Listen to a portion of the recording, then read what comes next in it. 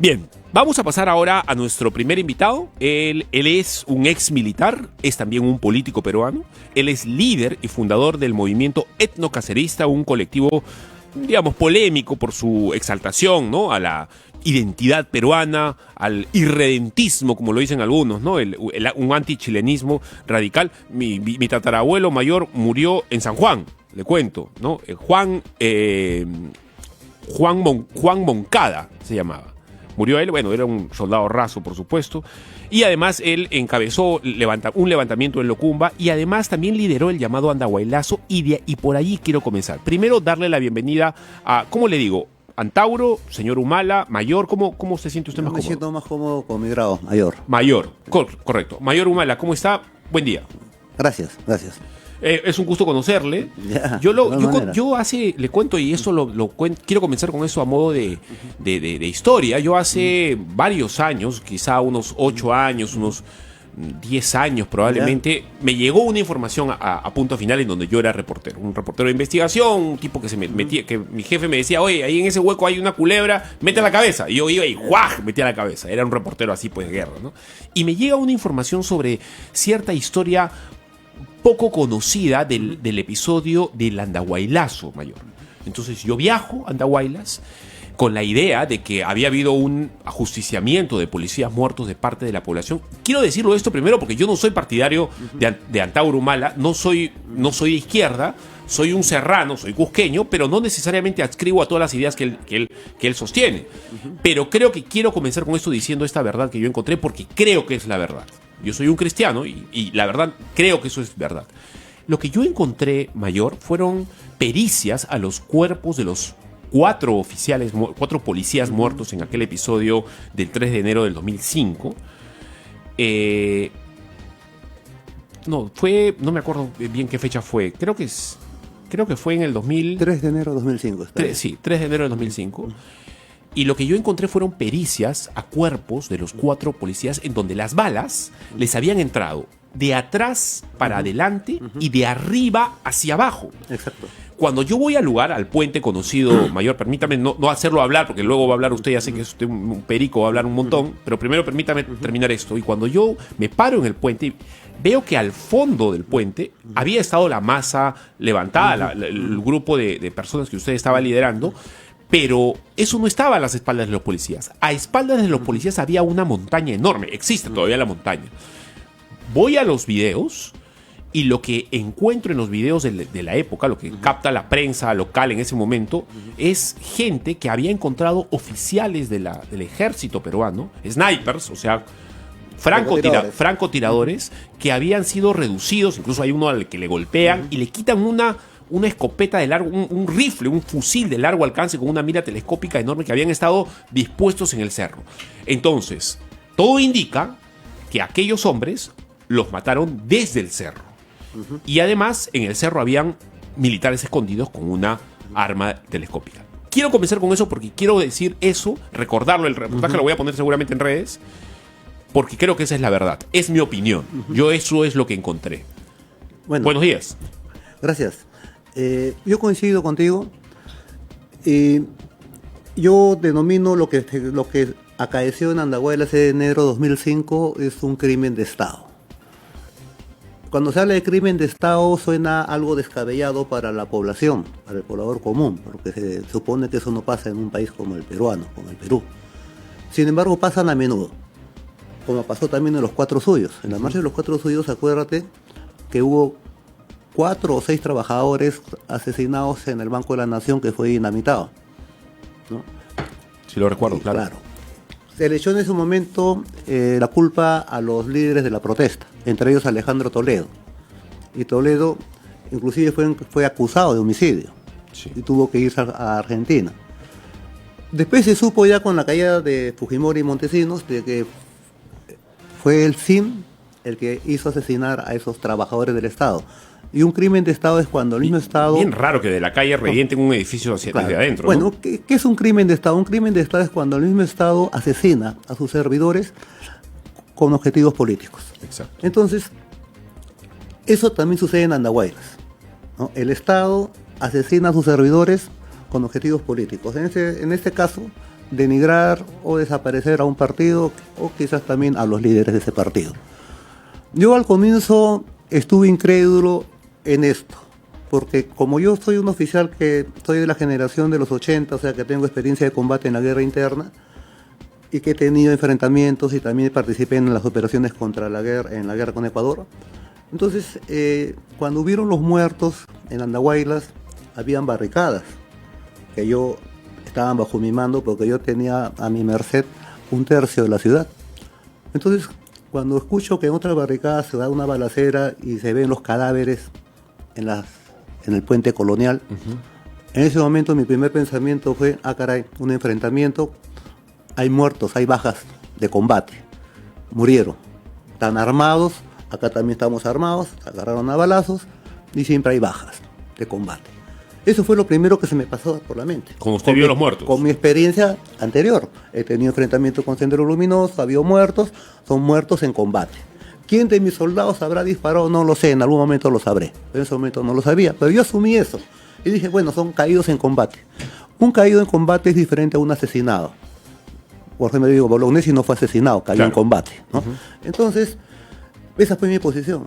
Pero a medida que el juicio se fue dando y comenzaron a salir pruebas como la que tú me has nombrado, que todos los policías son... No, además me conté testigos que me decían lo mismo. Claro, también. entonces cuando salen las pruebas a mí me llamó como a ti la atención. Yo estoy en la barricada, él está al frente, ¿cómo le puede caer la bala de atrás? Algo inconcebible.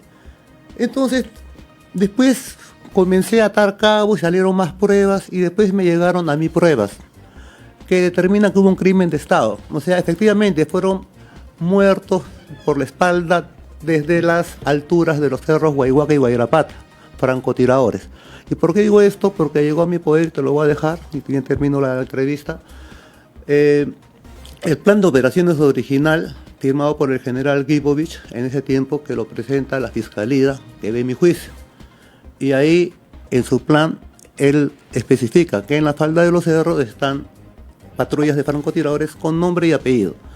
Entonces, y además tenemos las palabras del ministro o viceministro del Interior de Alejandro Toledo, Carlos Basombrío Iglesias, que es antiantaurista furioso, que en ese momento, en el homenaje a los policías, se le determina que los asesinos eran francotiradores apostados en las faldas de los cerros, que coincide con lo que dice el plan firmado por el general Gibovich, en que establece que los francotiradores eran del Estado peruano.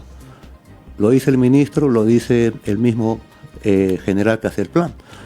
Bien, bueno, a ver, yo creo que es una verdad.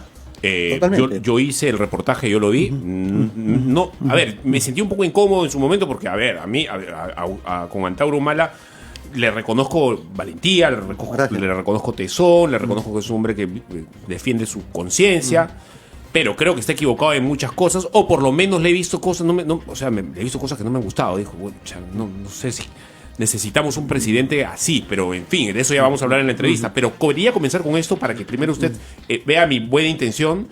Quiero decir la verdad, quiero defender la verdad, y una de esas es decir que yo creo que usted no tuvo que ver con las muertes de esos soldados o de esos policías que estaban apostados aquella vez en enero del 2005. Mayor, ¿usted se va a lanzar a la presidencia? Soy el candidato natural del nacionalismo en el Perú. ¿Qué significa eso? ¿Sí o no? Por supuesto que sí. Sí, se va a lanzar a la presidencia. La pregunta que quiero hacerle sobre el tema. ¿Dios existe? ¿Existe Dios? Sí, considero que hay un arquitecto supremo, una arquitectura suprema. Algunas culturas le denominan Alá, otras Jehová. Yo le denomino Pachacamac. ¿Cómo es el Dios en el que usted cree? ¿Cómo es la idea de Dios en la mente de Antauro Humala? Bueno, como ya te lo dije, ¿no? Hay una arquitectura suprema en el universo. Yo creo que todos los hombres nos preguntamos eso, dormimos, es parte de nuestra filosofía natural inherente al ser humano, así como pensamos respecto a la muerte, ¿no? Y bueno, yo respeto la posición del ateísmo. Es más, en un momento, yo mucho tiempo en mi vida fui ateo. Es más, nazco como ateo prácticamente. Tengo padres ateos que eran comunistas. No soy bautizado porque mis padres tuvieron motivos para ello. Entonces, ahora, evolucionando en mi vida intelectual, llego a la conclusión que creo que todos llegamos en algún momento, que hay un arquitecto supremo. A ver, yo le llamo a eso Dios. Correcto. Este arquitecto supremo me interesa porque esta es una radio cristiana y nos interesa saber qué piensa sobre este asunto un próximo candidato que la verdad puede ser presidente, ¿no? O sea, Sí. Bueno, puede ser presidente. Usted tiene Mira, posibilidades, etcétera. Gracias. Mira, yo pienso que el tema de la religión es vital en la vida de los pueblos. Creo que las grandes civilizaciones se basan sobre grandes religiones. Y rechazo la postura del marxismo cuando dice que la religión es el opio del pueblo. Para mí es todo lo contrario. La religión, la fe mueve montañas. O sea, tiene un excelente potencial revolucionario. Correcto, ok. Vamos ahí. Tratemos de... Quiero comprender un poco, quiero entender qué es lo que piensa usted de Dios. ¿Ese Dios mayor es un Dios perfecto o es un Dios podría ser imperfecto, ¿no? ¿Eso es un Dios con fallas o es un Dios realmente perfecto? El diseñador, no sé, uno ve el ajuste fino del universo, ¿no? Cómo el universo está ajustado con fórmulas y con precisas leyes arbitrarias, ¿verdad? Está puesto de una manera que no podría funcionar si lo movemos un centímetro más a la ley de la gravedad, la velocidad de la luz, qué sé yo. Es un Dios que ha creado belleza, ¿no? O sea, que no solamente tiene un propósito de que funcione así como es, sino que sea bello, además.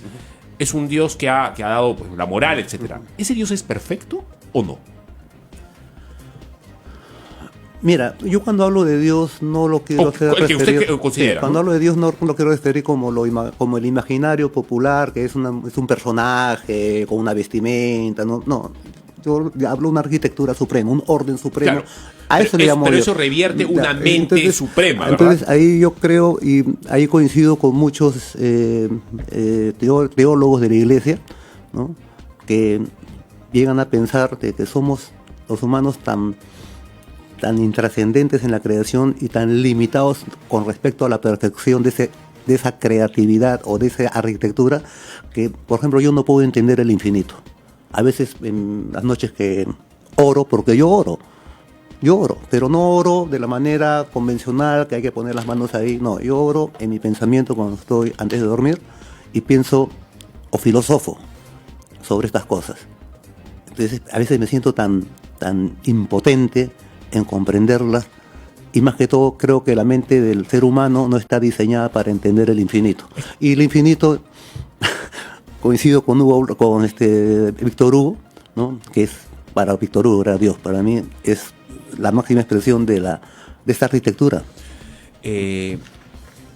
Bueno, yo lo que considero es que, lo que quería preguntarle es si es que Dios era perfecto o no, porque si estamos lidiando con una mente, no vamos a hablar de un viejito con barba sentado en un trono, ¿verdad? No estamos hablando de esa figura, estamos hablando de la idea de un ser que sobrepasa el entendimiento, que no lo podemos comprender, que es tan grande como, mucho más que el universo no lo puede contener, ¿no? Es más grande que el universo, que es perfecto en todo, ¿no?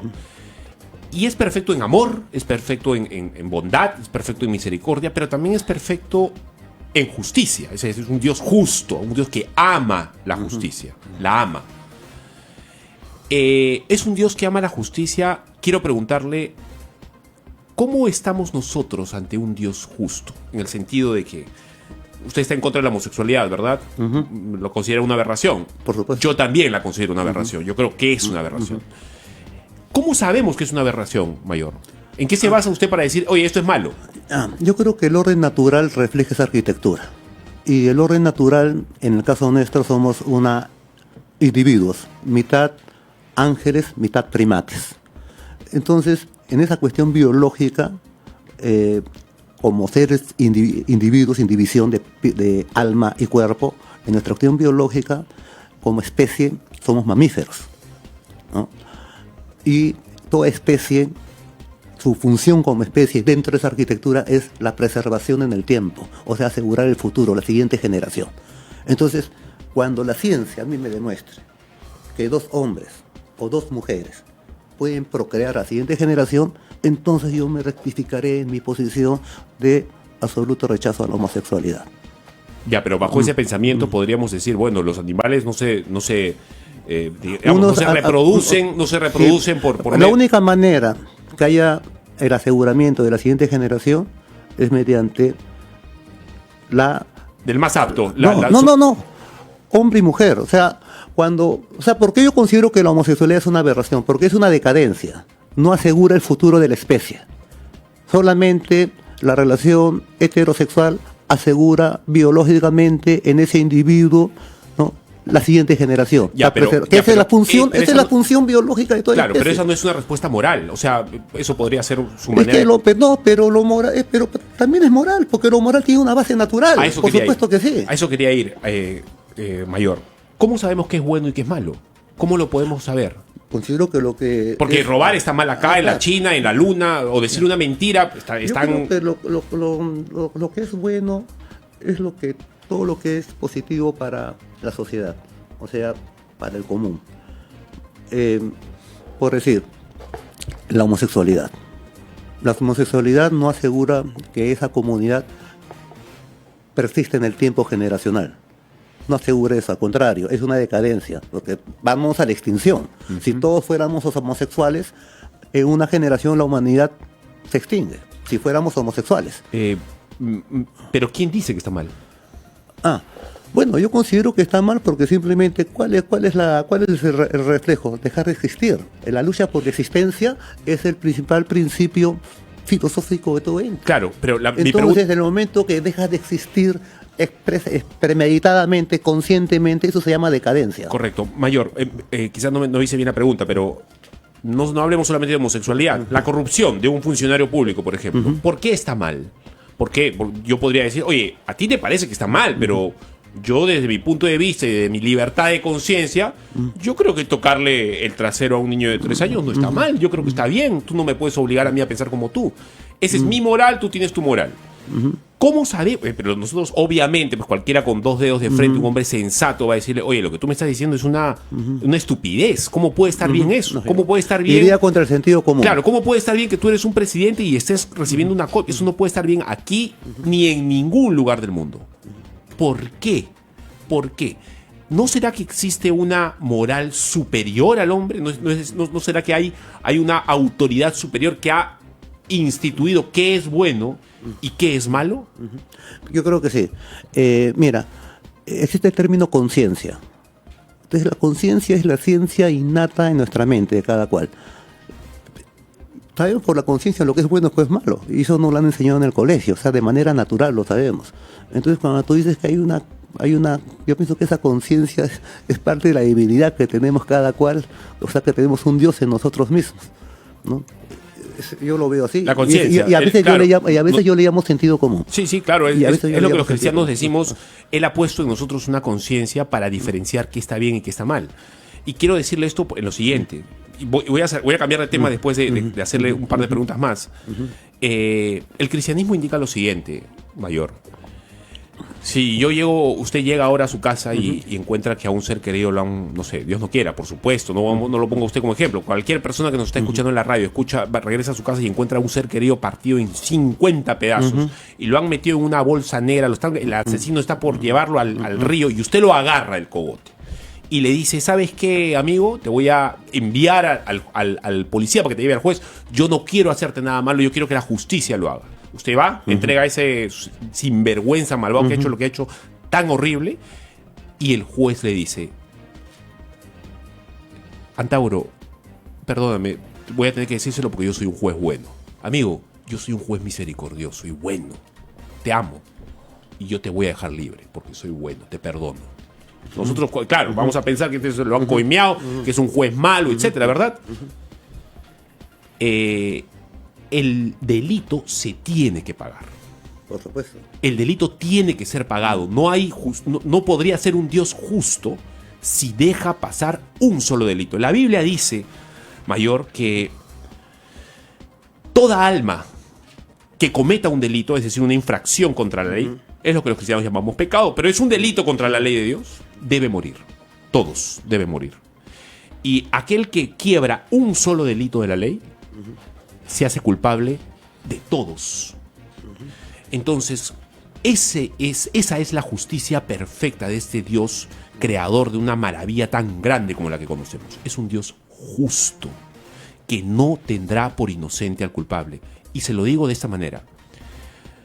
Yo he cometido infinidad de delitos en mi vida. Desde esa perspectiva, quizás no delitos que están en el Código Penal humano, pero en el Código Penal de Dios, que es esta palabra, yo he cometido todos, los he infringido uno por uno. Pecados. Sí, claro que sí. O sea, he mentido, he robado, yo tengo barba en la cara, ¿verdad? Cuando manejo tengo que mirar para el frente, porque si miro para el costado, veo una mujer y mi mente puede volar. Yo tengo que cuidarme de eso.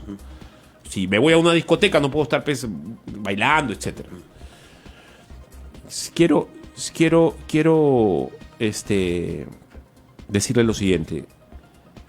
Este Dios tiene una característica mayor. Él tiene que hacer su justicia, si no, no sería Dios. Él no puede recibirlo a mí, no puede recibirme a mí o a usted o a nadie con un solo delito por pagar. Entonces tú me vas a decir, oye, entonces ¿cómo es posible esto? Entonces nadie, pues todo el mundo se vaya al infierno, todos, ¿no? ¿Quién puede? O sea, ante un juez así, ¿quién se mantiene de pie, mayor? Bueno, la respuesta de esto está en la cruz. Permítame usted que me vuelva demasiado cristiano en la conversación, pero tengo que decírselo. Quería decírselo, tenía este ánimo. Tenía que decírselo. Hubo un hombre que se puso entre la justicia de Dios y nosotros y dijo, yo pago, yo lo voy a llevar. Yo voy a llevar el castigo, lo voy a llevar yo. Así como cuando, no sé, nos vamos a prisión y no tenemos plata para pagar pues, la deuda que le debemos. ¿Cómo hacemos para pagarle 30 millones de dólares le debemos a un... ¿Cómo hago? Me tengo que ir a prisión, hermano. Y viene alguien y le dice, yo lo pago. Toma, yo porque te amo. No, claro.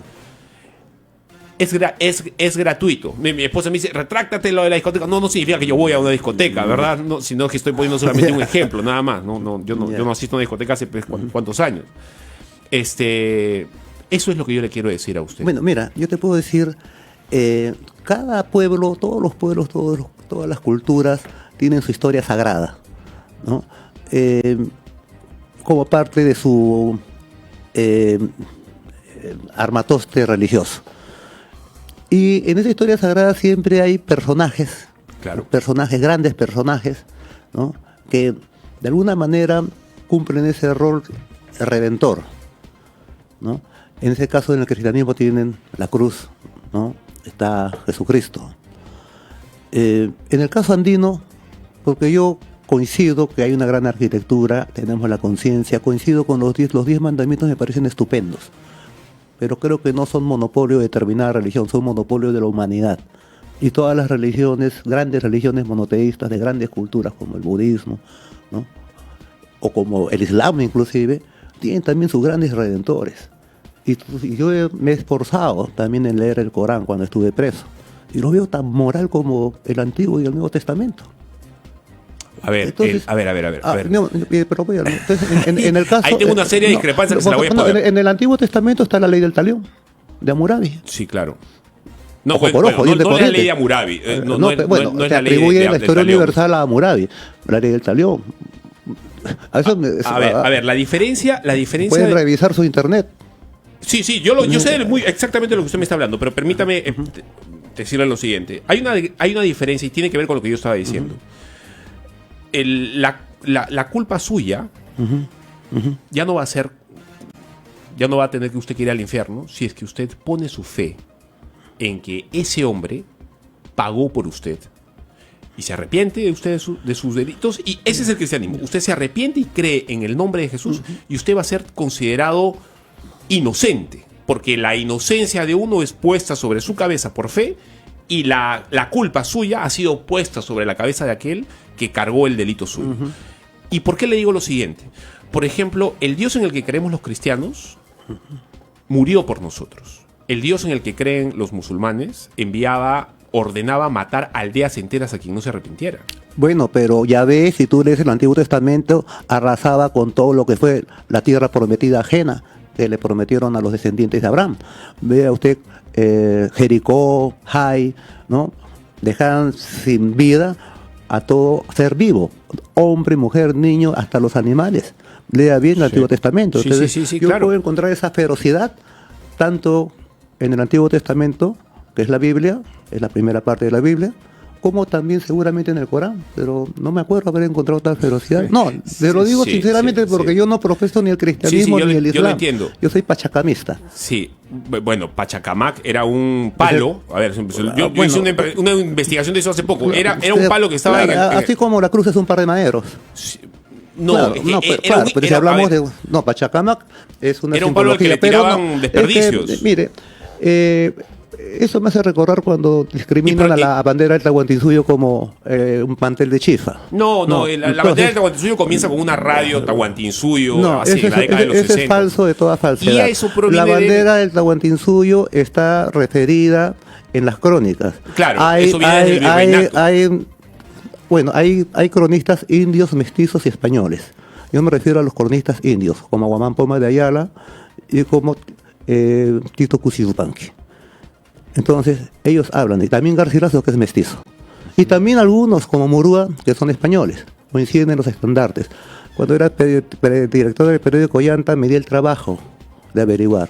Y encontramos hasta si nos vamos para atrás, vamos a terminar en la colonia, porque pero se trata de hacer historia. A mí me parece símbolo de la colonia española. Yo sé que hay toda una corriente de opinión, más que todo de sectores vinculados más que todo a sectores de derecha, en términos políticos estoy hablando. Sí, para luego pasar ya a términos políticos. Que les gusta, que obviamente está en el negacionismo antiandino. No les conviene que haya una identidad, mucho menos una bandera. Pero, bueno, tienen derecho a pensar eso. Pero nosotros también hacemos nuestras indagaciones y tenemos también nuestra base científica. Nosotros sostenemos que hay una bandera del Tahuantinsuyo. Por supuesto que la hay.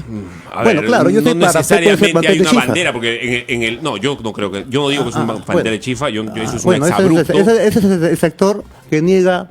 Ese es un sector. Furiosamente que el Tahuantinsuyo o la cultura andina tuvo una bandera, tuvo un estandarte. A ver, si no tuvieron bandera, no quiero entrar en ese tema porque hay bastantes cosas que quiero preguntarles sobre los caviares y todo lo demás, pero el Tahuantinsuyo nunca tuvo. Eso es un concepto occidental. O sea, la bandera es un concepto que viene de Babilonia y que es tomado por Roma. Entonces, el Museo de Antropología de Pueblo Libre tiene huacos bambeados. Ahí pero los huacos son otras cosas. No, pero yo no voy a incurrir en el negacionismo, ¿no? Yo considero de que el Tahuantinsuyo todavía falta estudiarlo. Sí, claro. Falta estudiarlo. Pero tuvo que haber una identidad. Hubo un gobierno teocrático. Teocrático. Es un tema interesante. Por supuesto. Es un tema interesante porque no solamente hubo un gobierno. En el Perú antiguo hubo una serie de gobiernos. La costa no se parecía en nada a la sierra. Los estudios de Rostorov que están ahí, etcétera. Quiero pasar a una serie de preguntas, pero antes solamente subrayar. Si usted quiere ser presidente del Perú, usted tiene que apelar a la autoridad superior, arrepentirse de los pecados y creer en Jesús mayor. La verdad eso es lo que necesitamos, un presidente así. Fabrizio, yo soy un hombre religioso, creo en un arquitecto supremo, creo que debe haber una moral en el ser humano que debe primar la conciencia, hasta en la política. Creo que somos, digamos, fruto de una creación. Entonces, sin embargo, yo rescato esa religiosidad desde el punto de vista etnonacionalista también. Y coincido. Es imposible no coincidir con los 10 mandamientos cristianos. ¿Quién no va a honrar a su padre y a su madre? Es algo natural, lógico, coherente. Pero también nosotros rescatamos, dentro del rescate cultural que queremos hacer como un renacimiento andino, ¿no?, toda esta religiosidad que se parió en estas tierras con nuestra población autóctona. Eso queremos reconstruirlo. Toda religión tiene 3 puntales: una historia sagrada, una escatología o concepción del hombre sobre su destino en el universo, y sus ritos y sacramentos. Esas tres cosas componen una religión para mí. Yo quiero salirme del tema, pero es apasionante, a mí me encanta. Sí, es apasionante, Mayor, pero no. A ver, permítame solamente digerarle un minuto. Cuando entra Pedro Pizarro a Pachacamac, ¿sí? Porque lo manda Pizarro para recoger el oro, ahí una rata que lo único que quería era oro, la verdad, lo manda, y lo que él encuentra es un sacerdote, un William Humo, sí, que lo hace entrar al salón del dios. Y lo quema vivo. No lo quema vivo. Eso fue después. En ese momento, cuando él entra, lo que encuentra es un olor a podrido. Y encuentra un palo. Esa es la narración del enemigo. Pues. No. Es de la narración de los cronistas. No es de Garcilaso.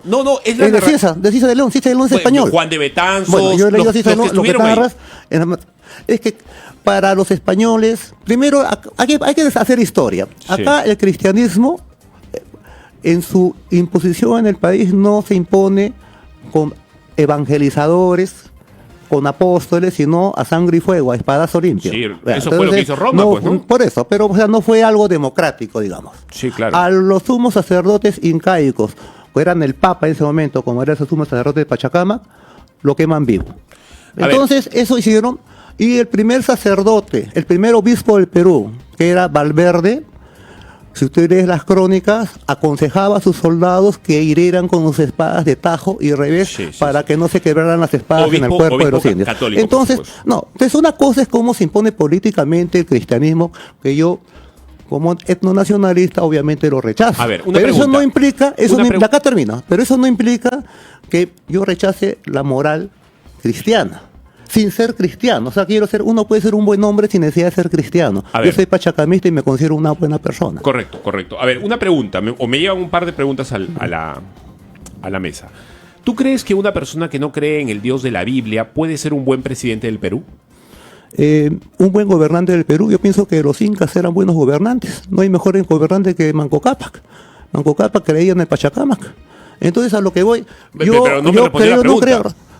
Ya la respondí. O sea, que una persona que no cree en el Dios de la Biblia puede ser un buen presidente. Por supuesto que sí. O sea, no es necesario creer en la Biblia para ser bueno. No es necesario ser cristiano, no es necesario ser musulmán, no es necesario creer en el Corán, no es necesario creer en el Torah para ser un buen hombre. Porque nosotros, los andinos, los peruanos, tenemos opciones propias también en cuanto a la religión y en cuanto a honrar a una arquitectura suprema. Bien, Mayor. Quizás terminas de congresista. No, me has insultado. Discúlpeme usted, discúlpeme. Estoy pensando ahorita en las preguntas. No quiero insultarlo, por supuesto, al contrario. Usted, ¿por qué la gente de Pedro Castillo dice que usted los traicionó el 7 de diciembre del 22? Eso fue bastante público. ¿Por qué dijeron eso? Por un problema de coeficiente mental. Pero ¿cómo lo van a...? Pero si nos empieza a insultar... Pero esa cuestión es que... Miren, primero quiero hacer ver que 3 personajes pidieron mi ayuda. Vinieron juntos. Eran un señor que se llamaba Pedro Castillo, vino de la mano con otro señor que se llama Vladimir Cerró y vino de la mano con otra señora que se llama Tina Boluarte. ¿En persona? No, en persona no, mandaron un delegado. Delegados, ok. A pedir el apoyo de los etnocaceristas. Yo estoy en la prisión entre 4 paredes. Obviamente, doy mi conformidad, porque era la línea más cercana al etnocacerismo, y empezando porque ofrecían mi indulto. Que estos 3 personajes que han venido juntos en un paquete se hayan hecho trizas entre ellos, se hayan traicionado, se hayan dicho samba canuta, hayan hecho el ridículo y sigan haciéndolo, no es un problema que atañe al nacionalismo. Ahora bien, este señor no cumplió su palabra de indultarme. Yo salí libre pero que me comí la cana, simplemente. Ahora, dijo que no lo indultaba porque todos los ofrecimientos no se cumplen, dijo. Yo sabía que era un inepto, porque había estado preso 1 año con él. Nunca me sacó por indulto. Entonces, en ese año que se suponía pude haber tenido una mejor calidad de vida, o que me hicieran hacer respetar mi día de trabajo y salir antes en libertad,